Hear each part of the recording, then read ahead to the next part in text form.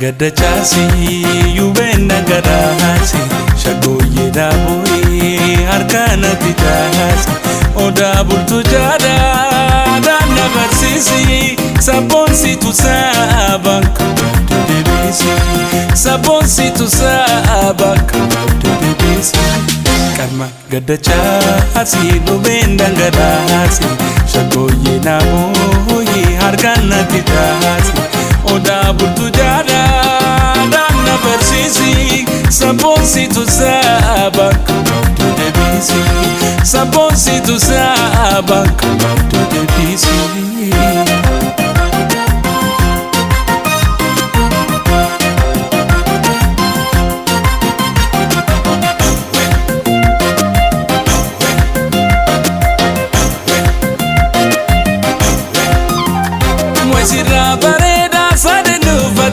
sabata jawitin pundi shafkote kalam shasha adatina tigabadu dubre afran kallo najid befadu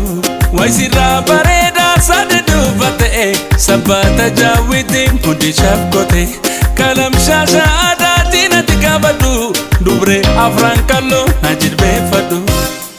Mandarinati amadi burtukan kalumu disuksa daman kufani ya zamzamiti ate mira jalal kona bira oli hunda si jada Mandarinati amadi burtukan kalumu disuksa daman kufani ya zamzamiti ate mira jalal kona bira oli hunda si jada Mari me, Mari, Mari me, Mari me, Mari, Mari, Mari, Mari, Mari, Mari me, Mari, Mari me, Mari me, Mari, Mari, Mari, Mari, Mari me, Mari me, Mari, Mari.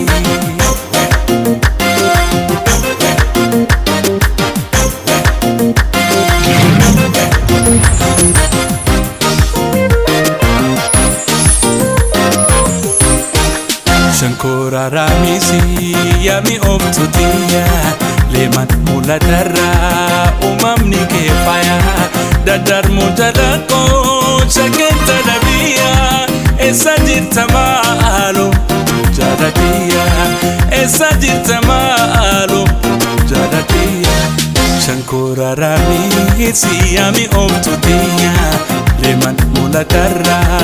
umamni kefaya dadar mutarako shakenta nabia esa jirta malo jadatia esa jirta malo jadatia